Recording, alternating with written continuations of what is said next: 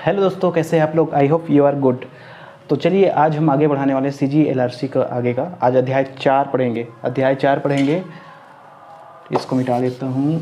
आज हम पढ़ने वाले हैं अध्याय 4 और अध्याय 4 में दिया गया है आपके राजस्व अधिकारियों तथा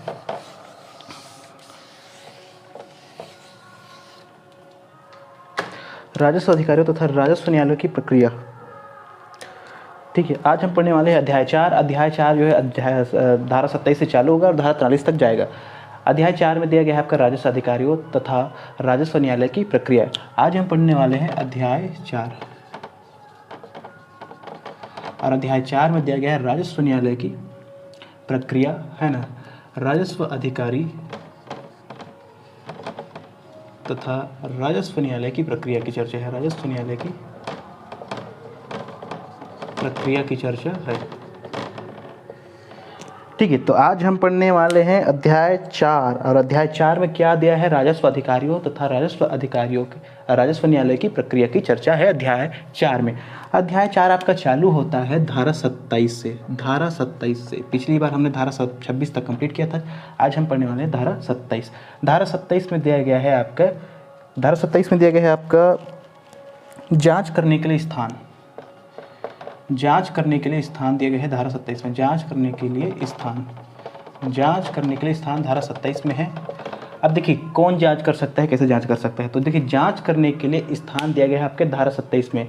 इसमें यह कहा गया है कि देखिए जांच करने का अधिकार जो है ना, केवल आपके किसी भी राजस्व अधिकारी को, कोई भी राजस्व अधिकारी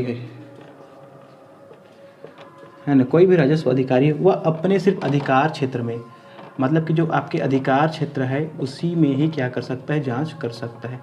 कोई भी राजस्व अधिकारी केवल अपने अधिकार क्षेत्र में ही जांच कर सकता है। ठीक है, लेकिन उपखंड अधिकारी जो होता है, उपखंड अधिकारी मतलब कि SDO सर, है ना। उपखंड अधिकारी इसको SDO या SDM भी कहते हैं। ठीक है, ये जो है क्या कर सकता है, ये एक जिले में, है ना, किसी भी क्षेत्र में, ये जो है किसी भी क्षेत्र में क्या कर सकता है, जांच कर सकता है। ये जो है किसी भी क्षेत्र में क्या कर सकता है, जांच कर सकता है। इतना दिया गया आपका धारा 27 में। धारा 27 क्या कहता है कि राजस्व अधिकारी अपने अधिकार क्षेत्र में ही क्या कर सकता है, जांच कर सकता है। ठीक है, अगर कोई तहसीलदार है तो अपने उसकी जो अधिकारिता क्षेत्र होगी तो उतने में ही वो करेगा भाई। ठीक उसी प्रकार से, लेकिन जो उपखंड अधिकारी होता है वो कहता है कि उपखंड अधिकारी जो है किसी भी जिले के किसी भी क्षेत्र में क्या कर सकते हैं, जाँच कर सकता है। यह है आपका धारा 27। धारा 28 कहता है आपका भूमि पर प्रवेश करने तथा भूमि का सर्वेक्षण करने की शक्ति। देखिए धारा आपका 28 कहता है आपका भूमि पर प्रवेश तथा भूमि की सर्वेक्षण करने की शक्ति। भूमि की सर्वेक्षण मतलब कि सर्वे।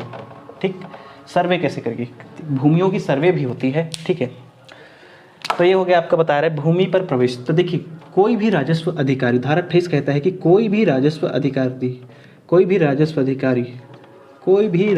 अधिकारी आपका चाहे राजस्व निरीक्षक हो, आपका पटवारी वगैरह हो, है ना, राजस्व अधिकारी या राजस्व निरीक्षक, पटवारी कोई भी हो, है ना, वो क्या करेगा, जब किसी भूमि में प्रवेश करने से पहले, किसी भी भूमि में, अगर वो किसी भी भूमि की, जैसे कि भूमि है ना, किसी भी भूमि में क्या करेगा, वो सर्वे करने के लिए जाता है।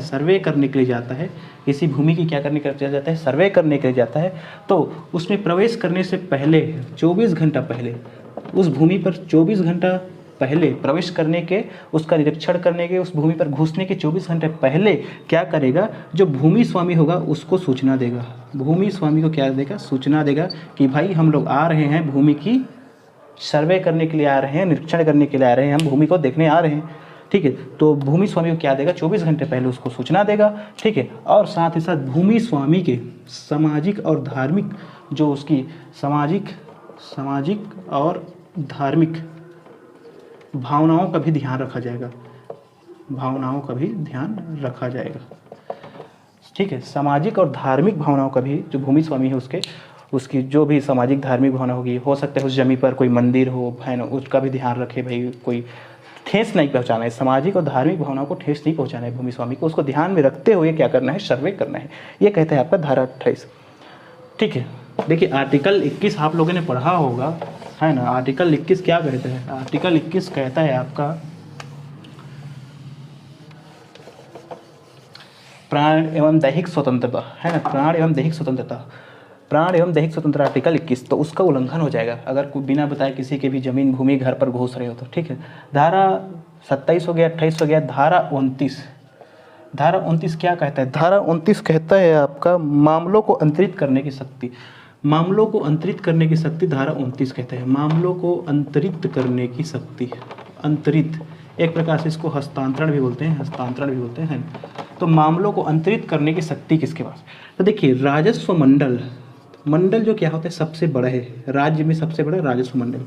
तो राजस्व मंडल किसी भी राजस्व अधिकारी से, किसी भी राजस्व अधिकारी से किसी मामले को, किसी भी मामले को, ठीक है, दूसरे राजस्व अधिकारी को, दूसरे राजस्व अधिकारी को क्या करेगा? सौंप सकेगा। बस ये कहता है दूसरे राजस्व अधिकारी को सौंप सकेगा।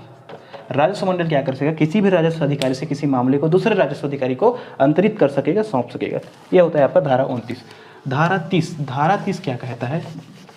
ये पूरे राज्य की बात है। राजस्व मंडल पूरे राज्य की सबसे बड़ा होता है ना, बड़ा कार्यालय है, सब जिले उले उसी के अंदर रहते हैं, सब आपका संभाग उसी के अंदर आता है राजस्व मंडल के अंदर। तो किसी भी राजस्व अधिकारी किसी भी मामले को अंतरित कर सकता है। लेकिन अगर एक जिले में किसी मामले को अंतरित करना हो तो देखिए धारा आपका 30 है ना, ये 30 कहता है कि एक जिले में क्या हो सकता है, एक जिले में सबसे बड़ा राजस्व अधिकारी कलेक्टर होता है। ठीक है, उस कलेक्टर क्या होता है, एक जिले में क्या होता है, सबसे बड़ा अधिकारी होता है। तो कलेक्टर तथा उपखंड अधिकारी, ठीक है, उपखंड अधिकारी ये क्या कर सकते हैं? एक जिले में कलेक्टर जो है किसी भी मामले को अपने अधीनस्थ किसी अधिकारी को क्या कर सकते हैं? अधीनस्थ अधिकारी को, अधीनस्थ मतलब समझते हो, अपनी जूनियर, जो अपनी जूनियर कोई काम कर रहा है अधिकारी, उसको अधीनस्थ अधिकारी को क्या कर रहे, मामला सौंप सकता है। ठीक, और उपखंड अधिकारी भी अपने, है ना, किसी भी मामले को अपने अधीनस्थ अधिकारी को, तहसीलदार वगैरह ये सब उपखंड अधिकारी के नीचे आते हैं, तो उनको भी क्या कर सकता है? सौंप सकता है। बस ये कह रहा है आपका धारा 30। धारा 30 इतना ही कह रहा है कि एक जिले में क्या कर सकते हैं? कलेक्टर जो किसी भी अपने अधीनस्थ राजस्व अधिकारी को कोई भी मामला हस्तांतरित कर सकता है, दे सकता है, सौंप सकता है। उपखंड अधिकारी भी अपने नीचे अधीनस्थ किसी भी अधिकारी को क्या कर सकता है? सौंप सकता है किसी भी मामले को। ये कह रहा है आपका धारा 30। इसमें अगर कहीं पर भी कोई कंफ्यूजन आता है आप कमेंट कर सकते हैं। ठीक है, 30 के बाद आता है आपका 31। 31 कहता है आपका, 31 ये कहता है कि मंडल तथा राजस्व अधिकारी, मंडल है ना तथा राजस्व अधिकारी, ठीक है, मंडल तथा राजस्व अधिकारी, ठीक है, मंडल तथा राजस्व अधिकारी क्या करते हैं? इस विधि के अनुसार उनको बहुत सारी शक्तियां दी है ना। CGLRC के द्वारा दिए गए, है ना, CGLRC में क्या है? बहुत सारी विधि हैं, और इन विधि, है ना, इन विधि में इन लोगों को बहुत सारी शक्तियां भी प्राप्त है, और इन शक्तियों को कौन सौंपती है? तो राज्य सरकार इनको सौंपती है ना। तो CGLRC से इनको क्या है? बहुत सारी शक्तियां प्राप्त है। तो मंडल तथा राजस्व अधिकारी इस विधि के अनुसार, इस विधि मतलब कि CGLRC के अनुसार, है ना, राज्य सरकार द्वारा जो शक्ति दिया गया है इनको, इस विधि के अनुसार क्या किया है? राज्य सरकार ने इन लोगों को कुछ काम सौंपा है ना, कुछ शक्तियाँ दी है कि भाई आप लोग जाना, सर्वे करना, भूमि को नापना, है ना, कोई भी मामला आएगा उसको देखना, इस तरह से। तो CGLRC विधि के अनुसार राज्य सरकार ने इनको जो शक्ति प्रदान की है, तो उस शक्ति का प्रयोग, है ना, मामले की, किसी भी मामले की जांच के लिए कर रहे हैं, है ना। उस शक्ति का प्रयोग है किसी की मामले, अब इनको शक्ति दी है मामले की जांच करने की, तो किसी मामले की क्या कर रहे हैं? वो लोग जांच कर रहे हैं, तो यही क्या होंगे? जांच करने वाले अधिकारी ही मामले की क्या कर रहे हैं? जांच कर रहे हैं। तो जांच करने वाले अधिकारी को ही राजस्व न्यायालय कहा जाएगा। ठीक है, अगर कोई तहसीलदार किसी मामले की जांच कर रहा है, इस विधि के अनुसार को शक्ति प्राप्त है जांच करने की, तो उस तहसीलदार क्या करे? किसी मामले की जांच कर रहा है, तो वो तहसीलदार ही क्या होगा? राजस्व न्यायालय कहा जाएगा। जिस प्रकार से देखिए, न्यायालय कोर्ट नहीं होता, जज असली में कोर्ट होता है। जज क्या होता है? कोर्ट होता है। इस तरह से आपका इन लोगों का ऑफिस जो है नहीं होगा न्यायालय, तहसीलदार में न्यायालय होता है, तहसीलदार न्यायालय होता है। क्या होता है देखना, जज लोग कभी कभी घर पर ही 2 बजे रात को, 2 बजे 3 बजे रात को क्या कर सकते हैं? बैठक कर लेते हैं, है ना, किसी मामले की जांच वांच भी कर सकते हैं, किसी मामले पर सुनवाई भी कर लेते हैं अगर इमरजेंसी हो तो न्यायालय जहाँ पर बैठ गया वहीं, है ना, न्यायाधीश जहाँ पर बैठ गया वहीं न्यायालय हो जाता है। उसी प्रकार से आपका जो राजस्व अधिकारी है, अगर वो किसी मामले की जांच कर रहा है ना, तो वही राजस्व अधिकारी है। यही बोल रहे हैं आपका धारा 31। धारा 31 के बाद आता है आपका धारा 32। धारा 32 कहता है कि किसी व्यक्ति को उपस्थित होने के लिए, किसी व्यक्ति को आप क्या करते हैं, उपस्थित होने के लिए कहते हैं, किसी व्यक्ति को उपस्थित होने के लिए, ठीक है, उपस्थित यानी कि आप हाजिर बोल सकते हैं, है ना, हाजिर होने के लिए, किसी व्यक्ति को उपस्थित होने के लिए या किसी दस्तावेज को पेश करने के लिए, दस्तावेज को पेश करने के लिए या साक्ष्य लेने के लिए राजस्व अधिकारी की शक्ति को बताया गया है। इसमें राजस्व अधिकारी की शक्ति को बताया गया है इसमें। देखिए किसी भी व्यक्ति को, अब देखिए मामले की जांच कर रहा है राजस्व अधिकारी, मामले की जांच कर रहा है तो उसको, किसी व्यक्ति को कोई गवाह होगा तो उसको बुलाएगा, है ना, या किसी व्यक्ति के पास कोई दस्तावेज है, कोई साक्ष्य है तो उसको बुलाएगा, भाई दे जो दस्तावेज है, कोई साक्ष्य है तो हमें दो, ऐसे बोलकर क्या कर सकता है। धारा ये क्या है, धारा 32 है ना। धारा 32 यही कहता है कि राजस्व अधिकारी की क्या शक्ति है कि किसी भी व्यक्ति को उपस्थित यानी कि हाजिर होने के लिए कह सकता है, दस्तावेज पेश करने के लिए कह सकता है, साक्ष्य लेने के लिए कह सकता है। ये सब राजस्व अधिकारी की शक्ति की इसमें बताया गया है। तो देखिए राजस्व अधिकारी की शक्ति, तो देखिए किसी व्यक्ति को आप हाजिर होने के लिए कहते हैं या दस्तावेज पेश करने के लिए कहते हैं या साक्ष्य लेने के लिए, या साक्ष्य लेने के लिए आप उसको बुलाते हैं, साक्ष्य देने के लिए मतलब कि, है ना, राजस्व अधिकारी क्या करता है, उसको बुलाता है। तो यहाँ पर सीपीसी लागू होता है और यहाँ पर सीपीसी की धारा 132 और, है ना, 133 लागू होता है। अभी 132 और 33 क्या कहता है, देखिए धारा 32 में धारा 132 और 133 सीपीसी का लागू होगा।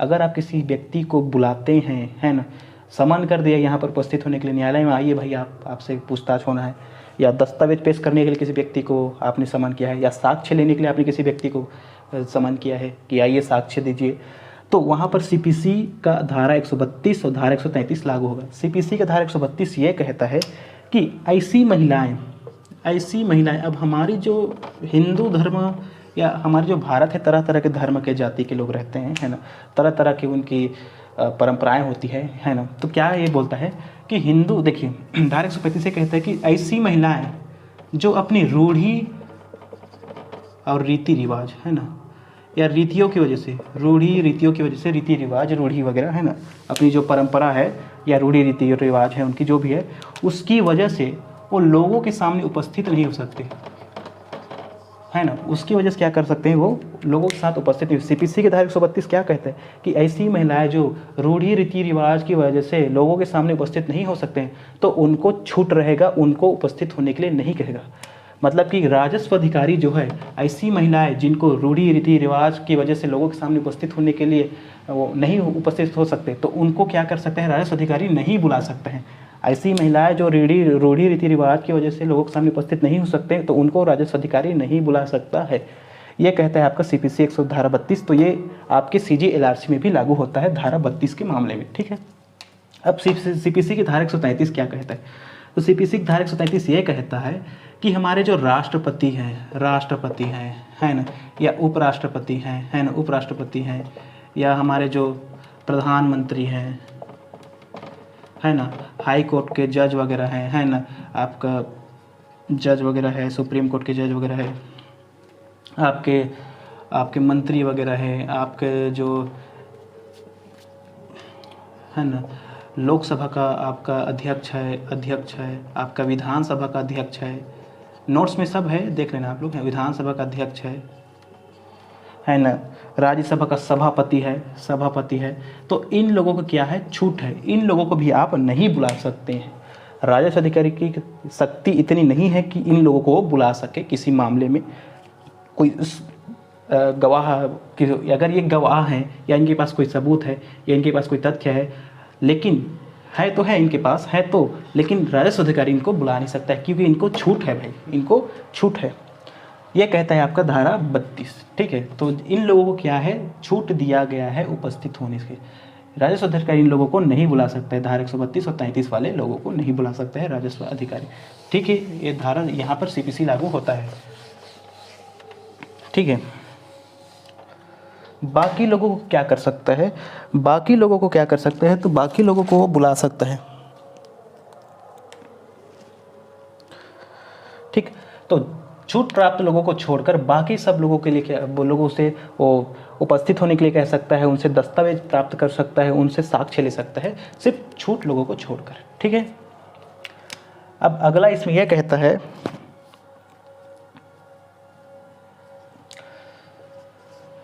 दूसरा इसमें यह कहता है कि अधिकार क्षेत्र से बाहर, अगर अधिकार क्षेत्र से बाहर कोई व्यक्ति है तो उसको भी नहीं बुलाया जा सकता, हाजिर ना होगा। ठीक है, अधिकार क्षेत्र से बाहर कोई व्यक्ति है तो उसको भी बुलाया नहीं जा सकता। तीसरा,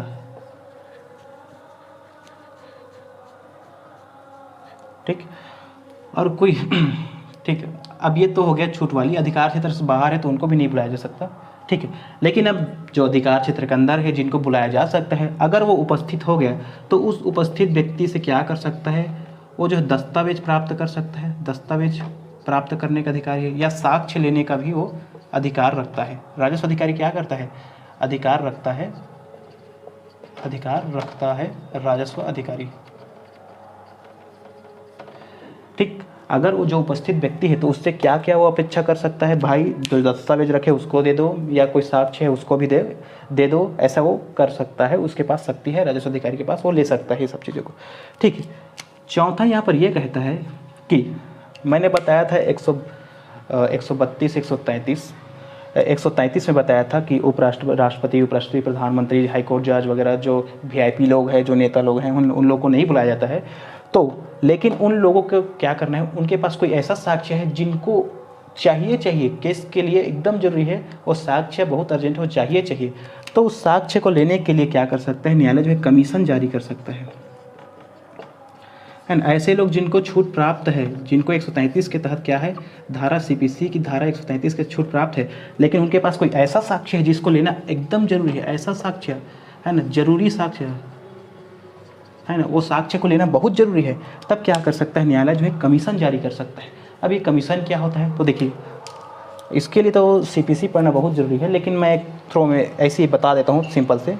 कमीशन मतलब ये होता है कि आप उस व्यक्ति को तो नहीं बुला सकते, लेकिन हाई कोर्ट जो है क्या करता है, एक व्यक्ति को नियुक्त करता है ना। कमीशन मतलब एक व्यक्ति को नियुक्त करेगा, जिसे कमिश्नर कहा जाता है, और उस व्यक्ति को जो नियुक्त किया जाएगा, उस व्यक्ति को क्या किया जाएगा, उसके पास भेजा जाएगा साक्ष्य लेने के लिए। उस व्यक्ति के पास भेजा जाएगा जिसको बुलाया नहीं जा सकता, उस व्यक्ति के पास क्या किया जाएगा, भेजा जाएगा, एक व्यक्ति को नियुक्त कर उस व्यक्ति के पास भेजा जाएगा साक्ष्य लेने के लिए, उसे ही कमीशन कहते हैं। ठीक है, आप सीबीसी पढ़ोगे तो जानोगे। ठीक, इस तरह से धारा आपका 32 कंप्लीट होता है।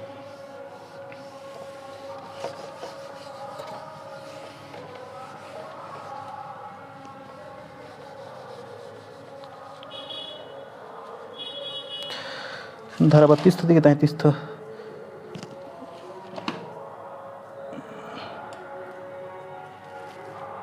सॉरी, जो अभी पढ़ाया ना वो धारा 33 था भाई,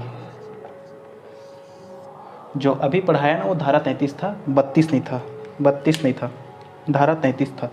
32 में क्या है तो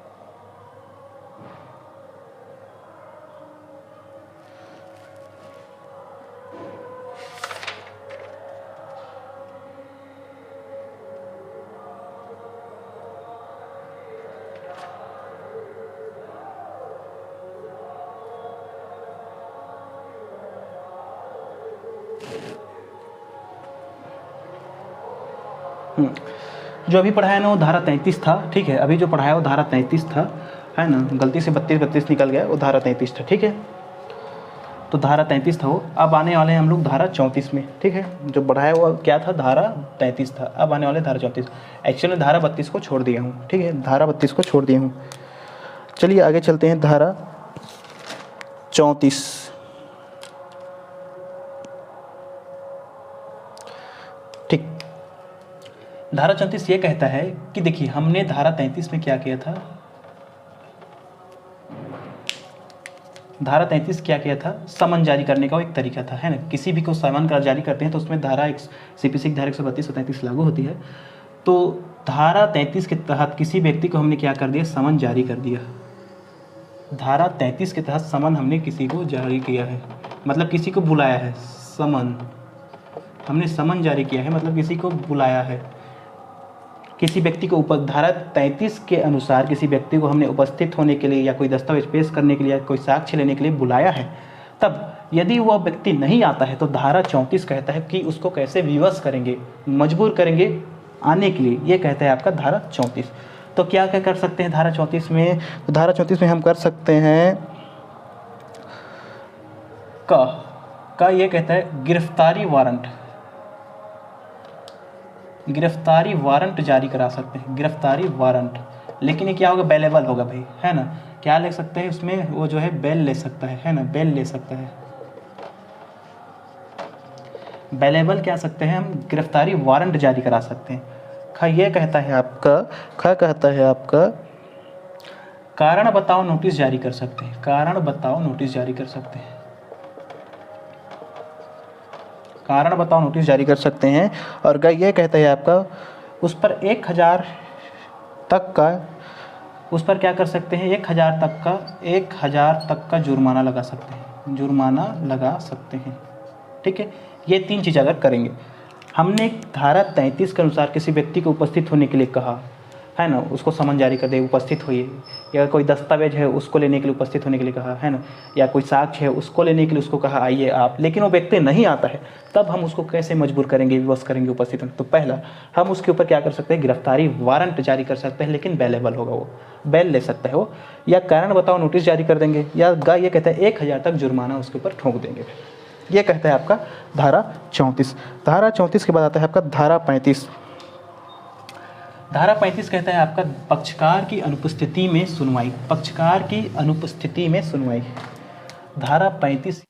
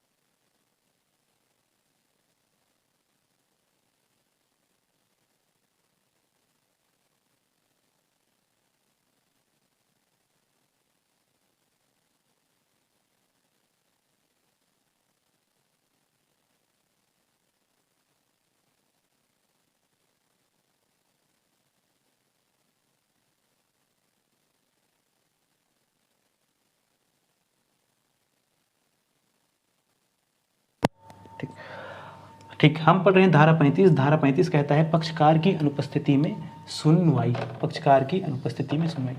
ठीक, इसमें क्या उपधारा तो विलोपित हो गया है, मतलब कि डिलीट हो गया है ना, विलोपित है ये इसको हटाइए, है ना। दूसरा कहता है आपका, देखिए यदि किसी पक्षकार को क्या है, उसका मामला है तो उस मामले में, उसके मामले में क्या है, उसको उपस्थित होने के लिए नोटिस भेज दिया गया है। ठीक, पक्षकार को क्या कर दिया गया है, नोटिस भेज दिया गया है, समन कर दिया गया है, सूचना दे दिया गया है, समन कर दिया गया है या सूचना दे दिया गया है कि भाई आपका मामला का पक्ष, है ना, फैसला होगा इस दिन, सुनवाई है इस दिन, आप आइए, सुनवाई के दिन, है ना, आप आइए। लेकिन ये व्यक्ति क्या करता है, नोटिस मिलने के बाद, समन मिलने के बाद भी उपस्थित नहीं होता है। क्या करता है, उपस्थित नहीं होता है। अब उपस्थित नहीं होता है, अब उपस्थित नहीं होता तो राजस्व न्यायालय क्या करेगा, तो राजस्व न्यायालय 2 काम करेगा। राजस्व न्यायालय क्या करेगा, 2 काम करेगा। अब पक्षकार नहीं आया तो क्या करेगा, पहला जो पक्षकार है, जो पक्षकार आया है, 2 पक्षकार होते हैं, है ना, एक आपका वादी एक प्रतिवादी। तो जो पक्षकार उपस्थित है या तो उसके फेवर में, है ना, उसके फेवर में निर्णय देगा, मामले का निर्णय कर देगा, या तो फिर मामले को क्या कर देगा, खारिज कर देगा, या तो मामले को क्या कर देगा, खारिज कर देगा। 2 चीज़ वो कर सकता है, या तो निर्णय दे देगा या तो मामले को खारिज कर देगा। ठीक, तीसरा ये इसमें यह बनता है कि अब मामला का राजस्व न्यायालय क्या कर दिया, मामला का क्या कर दिया, मामले का निर्णय दे दिया गया है या मामले को खारिज कर दिया गया है, ये वाला जो भी काम है वो कर दिया है, मतलब निर्णय दे दिया गया है। अब पता चलता है जो पक्षकार है, जो उपस्थित नहीं हुआ था, जो अनुपस्थित था, उस पक्षकार को, है ना, अनुपस्थित पक्षकार को पता चलता है भाई मामले का तो फैसला सुना दिया गया है, किसके, तेरे विरोधी के फेवर में सुना दिया गया है मामले को, तो ये व्यक्ति क्या कर सकता है, कोई ठोस कारण, अपनी अनुपस्थिति का ठोस कारण देगा और 30 दिन के अंदर देगा। ठीक, तो 30 दिन के अंदर ऐसा वो करता है तो क्या होगा, अपास्त हो जाएगा निर्णय। ठीक, ये कहता है कि देख जो पक्षकार अनुपस्थिति है, जिसकी पक्षकार की अनुपस्थिति थी, अब उस पक्षकार को पता चलता है अरे मामला का तो सुनवाई हो गया भाई, वो तेरा जो विरोधी पक्षकार था वो जीत गया, उसके ऊपर उसके फेवर में मामले को सुना दिया गया है। तो ये पक्षकार क्या करेगा, अपनी अनुपस्थिति के कोई ठोस कारण लाएगा राजस्व न्यायालय के पास, अपनी अनुपस्थिति के कोई ठोस कारण लाएगा और 30 दिन के भीतर लाएगा, और 30 दिन के भीतर वो ठोस कारण बता देता है न्यायालय को, तो राजस्व न्यायालय क्या कर सकेगा, अपने द्वारा जो निर्णय दिया है उसको अपास्त कर सकेगा, मतलब कि उसको अमान्य कर सकेगा। यह कहता है आपका 3। ठीक है, अब चौथा इसमें का उपधारा यह कहता है कि अब ये व्यक्ति जो है कारण तो दे दिया गया, लेकिन कारण को मानना या ना मानना तो न्यायालय के हाथ में है। अब राजस्व न्यायालय क्या करता है, उसके द्वारा जो अनुपस्थित पक्षकार था उसके द्वारा दिए गए कारण को नहीं मानता है, नहीं भाई हम आपके दिए गए इस कारण से हम सहमत नहीं हैं, हम नहीं मानते। तो क्या कर सकेगा व्यक्ति जो है, अपील कर सकेगा, तब उस मामले को क्या कर सकेगा, अपील कर सकेगा।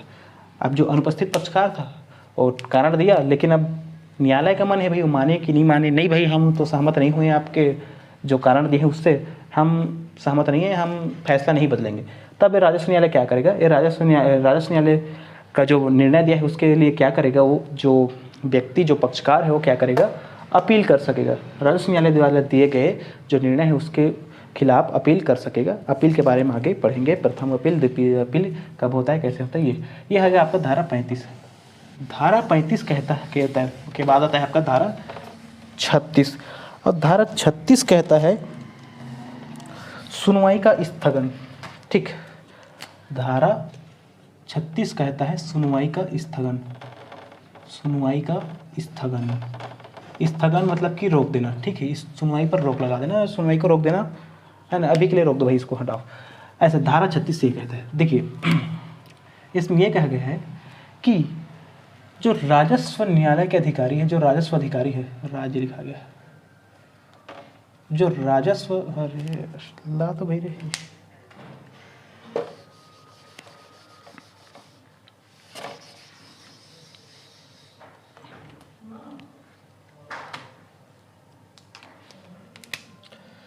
ठीक, जो राजस्व अधिकारी क्या करेगा, राजस्व अधिकारी के पास ये शक्ति है कि वो मामले को, राजस्व अधिकारी क्या कर सके, अपने समक्ष आए मामले को, अपने समक्ष आए मामले को क्या कर सकता है, स्थगित कर सकता है, स्थगित कर सकता है। ठीक है, ठीक, यदि पक्षकार जो है कोई ठोस कारण देता है, भैया ठोस कारण दे दिया, ठोस कारण दे दिया, भैया मेरा एक्सीडेंट हो गया यार, एक कोई पक्षकार है, अब क्या है उसका मामला चल रहा है राजस्व न्यायालय में चल रहा है मामला, अब वो पक्षकार खुद तो उपस्थित नहीं हो पाया, लेकिन वो क्या किया, संदेशा पहुंचा दिया कि भाई इस कारण की वजह से, कोई ठोस कारण है, अभी जैसे कि एक्सीडेंट हो गया है, कुछ हो गया है ना, तो बोलता है कि भाई या उसके घर के लोग कोई मर वर गए, तो कोई ठोस कारण वो न्यायालय में भेज देता है, अपना जो बात है इसको पहुँचा देता है न्यायालय में कि भाई इस कारण से मेरा एक्सीडेंट हो गया, या मेरे घर के कोई मेंबर निकल लिया, इस वजह से मैं क्या हूँ, उपस्थित नहीं हो पा रहा हूँ, तो आप जो है मामले को क्या कर दे, स्थगित कर दे, आज के मामले को स्थगित कर दे। तब राजस्व अधिकारी क्या कर सकता है, मामले को स्थगित कर देगा, मामले को क्या कर देगा, स्थगित कर देगा, मामले को स्थगित कर देगा। ठीक है, दूसरा ये कहता है कि मामले को ज़्यादा से ज़्यादा 3 बार स्थगित किया जाएगा, हर बार थोड़ी ना कोई मरेगा भाई, हर बार थोड़ी ना एक्सीडेंट होगा, तो मामले को 3 बार ही स्थगित किया जा सकेगा, और वो भी पक्षकार के खर्च पर, पक्षकार के खर्च पर, पक्षकार के खर्चों पर। ठीक, ये कहता है आपका धारा 36। धारा 36 के बाद आता है आपका धारा 37।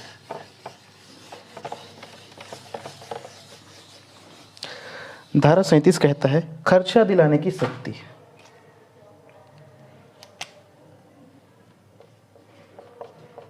खर्चा दिलाने की शक्ति। ठीक, तो राजस्व अधिकारी के पास क्या है, राजस्व न्यायालय के पास ये शक्ति है कि वो खर्चे दिला सकता है। ठीक, धारा कौन सा है भैया, 37 है ना, धारा 37, खर्चा दिलाने की शक्ति। ठीक, जो राजस्व अधिकारी हो क्या कर सकता है, राजस्व अधिकारी जो है ना, किसी मामले के पक्षकार को उसके द्वारा जो भी खर्चा हुआ है ना, मामले को लड़ने के लिए कार्रवाई न्यायालय में जो भी खर्चा है, न्यायालय के कार्य के लिए जो भी खर्चा हुआ है ना, वो खर्चे को क्या कर सकता है, वापस दिला सकता है आपका राजस्व अधिकारी। ठीक है, तो पक्षकार को क्या कर सकता है, उसके द्वारा जो भी खर्चे हुए हैं, ठीक है, मामले को लड़ने के लिए वकील का खर्चा हुआ होगा, है ना, आने जाने का खर्चा हुआ होगा, जो भी मामले में जो भी खर्चा हुआ है उसको क्या कर सकता है, राजस्व अधिकारी जो है उसको वापस दिला सकता है। 2 पक्षकार होते हैं, एक पक्षकार हार गया मामला, है ना, एक पक्षकार जीत गया, तो जो जीता है वो पक्षकार क्या कर सकता है, खर्चा मांग सकता है, तो खर्चा उसको दिलवा सकता है। अगर लगे कि खर्चा मिलना चाहिए, न्यायालय के अधिकारी को, राजस्व न्यायालय के अधिकारी को लगे कि खर्चा मिलना चाहिए और वो खर्चा के लिए कहता है, तो उसको दिला सकता है भाई। ये बता गया आपका धारा 37। धारा 37 के बाद आता है आपका धारा 38। और धारा 37 हो गया ना, धारा 38। ठीक, धारा 38 कहता है आपका स्थावर संपत्ति। धारा 38 कहता है आपका स्थावर संपत्ति। धारा 38 कहता है आपका स्थावर संपत्ति। स्थावर संपत्ति मतलब कि अचल संपत्ति। अचल संपत्ति मतलब कि जो चल नहीं सकता है, मतलब कि आपका भूमि है ना, भवन, घर, मकान, ये सब है ना, बिल्डिंग वगैरह, भूमि, भवन, मकान, घर, ये सब क्या है आपका अचल संपत्ति होता है, जिसको एक स्थान से दूसरे स्थान तक नहीं ले जा सकता, जो चल नहीं सकता, जिसको चलाया नहीं जा सकता। अब मोबाइल की बात करें तो मोबाइल क्या है, चल संपत्ति, इसको कहीं पर ले जा सकते हैं। ऐसा संपत्ति जिसको कहीं पर लेकर नहीं जाया जा सकता, जैसे कि आपके भूमि है, भवन है, घर है, ये सब क्या है आपका बंगलो वगैरह स्थावर संपत्ति होता है। तो देखिए, यदि ये कहता है आपका धारा 38 ये कहता है आपका कि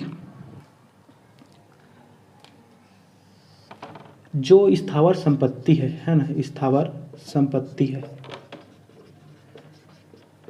इस पर कोई व्यक्ति कब्जा किया है,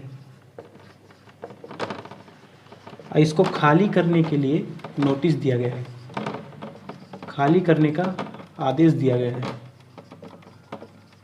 ठीक, कोई संपत्ति है, हो सकता है सरकारी संपत्ति हो, सरकार का संपत्ति है, उस संपत्ति को क्या कहता है सरकार, उस जो कब्जाधारी है, जो कब्जा किया हुआ व्यक्ति है, उस व्यक्ति को कह दिया है कि भाई उसको नोटिस दे दिया गया है कि आप जो है, जो अचल संपत्ति है, जो भूमि, भवन, जो भी होगा, जिसको खाली करवाने के लिए कहा जा रहा है, उस भूमि को, उस जमीन को, जो अचल संपत्ति उसको खाली कर देना, ऐसा नोटिस दे दिया गया है। ठीक है, लेकिन वो व्यक्ति क्या करता है, नोटिस तो दे दिया गया है, लेकिन वो व्यक्ति क्या करता है, भूमि के जो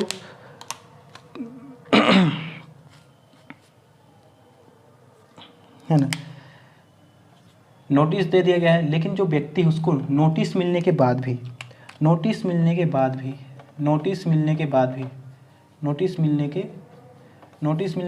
वो व्यक्ति क्या करता है, कब्जाधारी जो है खाली नहीं करता है। नोटिस मिलने के बाद भी क्या करता है, भूमि को खाली नहीं करता है, जमीन को खाली, संपत्ति को खाली नहीं करता है।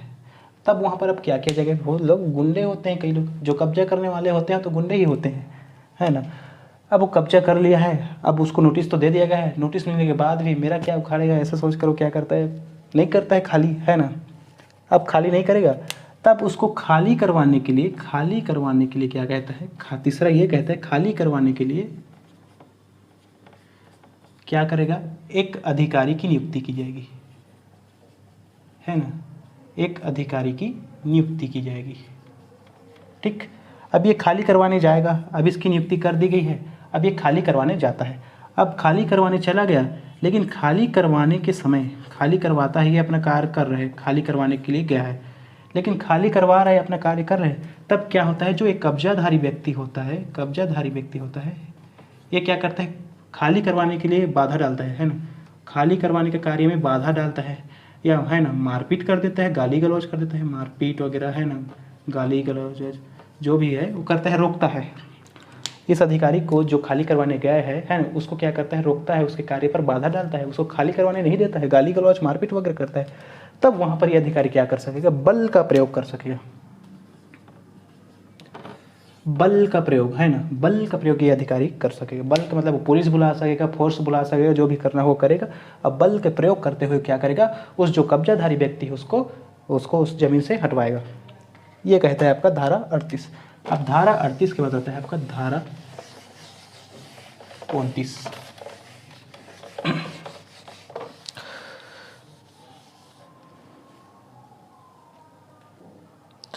धारा 29 ये कहता है,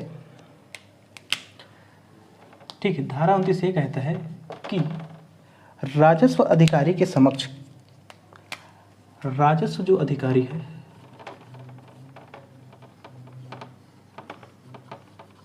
ठीक है, इनके समक्ष है ना, इनके समक्ष आवेदन या कोई दस्तावेज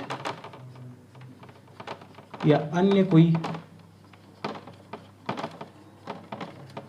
जो कार्य है, उसको पक्षकार जो है स्वयं उपस्थित होकर, पक्षकार स्वयं उपस्थित होकर या अपने मान्यता प्राप्त अभिकर्ता द्वारा है ना, अभिकर्ता द्वारा है ना, या वकील द्वारा, अपने वकील द्वारा, इन तीनों के द्वारा क्या कर सकता है, उस कार्य को कोई आवेदन कर सकता है ना। इस तरह के कार्य क्या करेगा, आपका करेगा। ये आपकी कोर्ट है, इसमें है ना, ठीक। धारा अरे कौन सा धारा है, 39 है ना, 39 ये कहता है कि राजस्व अधिकारी के समक्ष कोई आवेदन है, कोई दस्तावेज है, कोई अन्य कार्य है, तो उस कार्य को, उस आवेदन को, उस दस्तावेज को पेश करने के लिए है ना, पक्षकार स्वयं उपस्थित हो सकता है। जो पक्षकार है वो स्वयं भी उपस्थित हो सकता है, अन्यथा वो उपस्थित नहीं होता है तो अभिकर्ता को उपस्थित करेगा। अरे यार,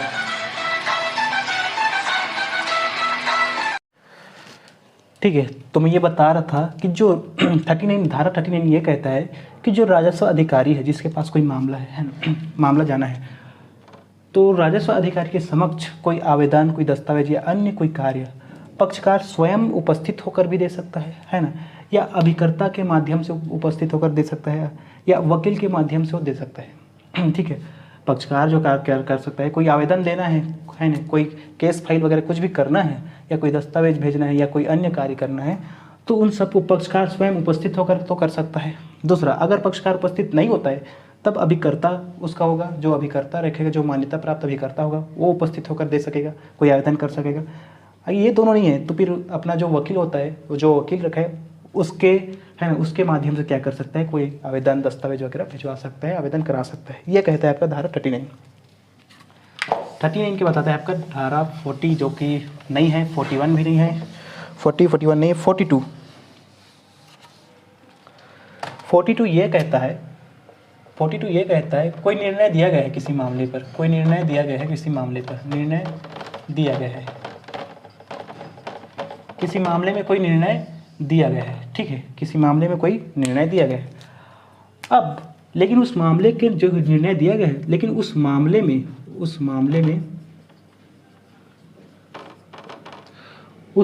क्या हो गया, उस मामले में कोई भी है ना त्रुटि हुई है। 1 सेकेंड, आई विल कम।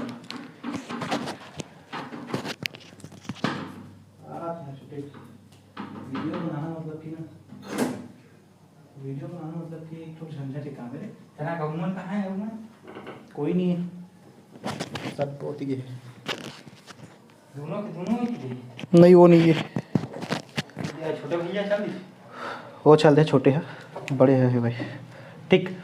तो देखिए, उस मामले में जो निर्णय दिया गया है, तो उस मामले में कोई भी त्रुटि हुई है ना, या नियम का उल्लंघन हुआ है, मामले के फैसला सुनाने में नियम का उल्लंघन हुआ है ना, या गलत प्रक्रिया अपनाई गई है, तब मामले को उलट दिया जाएगा, मामले के निर्णय को क्या कर दिया जाएगा, उल्टा जा सकेगा, मामले के निर्णय को उल्टा किया जा सके, उल्टा मतलब कि पलट दिया जा सकेगा, उल्टा किया जा सकेगा, मतलब कि बदल दिया जा सकेगा। ये कहता है आपका धारा 42। अब धारा 42 के बाद आता है आपका धारा 43। नोट्स में आपको मिल जाएगा, टेंशन नहीं, ठीक। मैं आपको बेसिक चीज़ें इसमें क्या समझा दे रहा हूँ। धारा 43 ये कहता है कि इस संहिता में मतलब कि आपके जो CGLRC है उसमें, इस संहिता में मतलब कि CGLRC में कोई कानूनी प्रक्रिया नहीं है, कोई कानूनी प्रक्रिया नहीं दी गई है, कोई कानूनी प्रक्रिया क्या है, नहीं है। CGLRC में क्या है, इस संहिता में कोई कानूनी प्रक्रिया अगर नहीं दिया है तो वहाँ पर क्या होगा, वहाँ पर CPC लागू होगा, वहाँ पर CPC लागू होगा, ठीक है। ये कहता है आपका धारा 43। इस संहिता में CGLRC में अगर कोई कानूनी प्रक्रिया नहीं दिया गया है, जहाँ पर कोई कानूनी प्रक्रिया नहीं दिया गया है वहाँ पर आप क्या है, CPC लगाएंगे। यह कहता है आपका धारा 43, ठीक है। अब ये हो गया आपका 43 और ख़त्म होता है आपका अध्याय 4, ठीक है। अब मिलते हैं नेक्स्ट वीडियो में।